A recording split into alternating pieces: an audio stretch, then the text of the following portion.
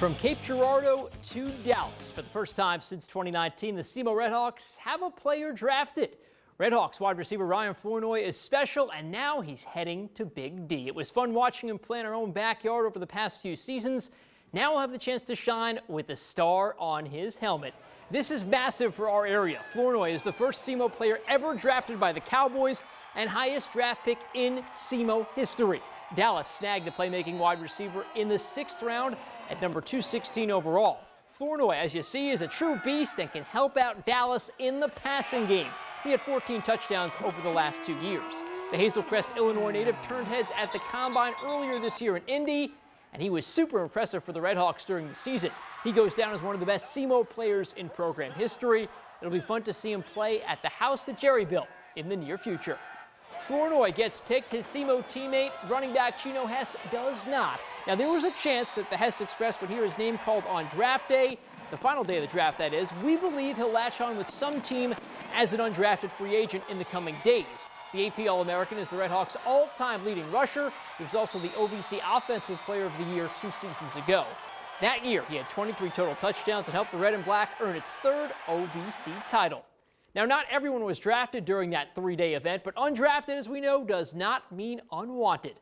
2 more area players found new homes after the draft. SIU's P.J. Jules is heading to Carbondale to Cincinnati. The safety will try to latch on with Who Dey Nation. Lawrence Johnson of SEMO is heading to Who Dat Nation. He's off to the Big Easy to join the Saints. We cannot wait to see both of these guys compete and hopefully one day play on the big stage. The Saluki basketball team continues to stack its roster.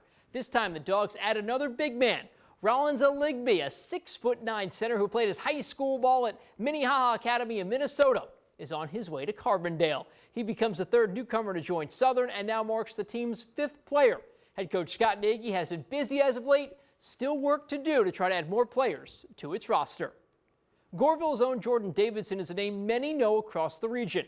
More than 3 years ago, Davidson was one of 3 teens killed in a tragic car wreck in Johnson County. Since his passing, his family has honored him with an annual co-ed softball game. Today was the 3rd straight year for that event. Those closest to Jordan gathered in his honor.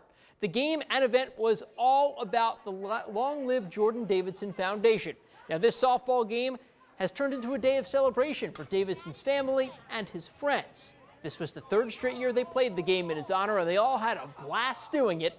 Jordan was a 4-sport athlete in high school. He pitched for the Black Cats, ran track, and wrestled for them as well. He even played some football for Vienna High School. His friends and family say Jordan would have wanted an event like this one in his honor.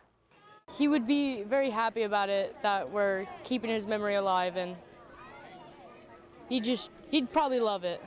He'd be real happy knowing that everybody came to support him and knowing that everybody loves him and we're all here for him. Coming together and how important it is to stay together and there for one another, because that's all Jordan was about. Now, this playground you're looking at was built by members of the Goreville community in Jordan's honor. They'll be having a ribbon cutting for this park at the Goreville City Park on May 25th. It'll have a plaque on it dedicating it to Jordan. News 3 also learning that day will be a day of celebration. That'll do it for sports here on News 3. Have a great day.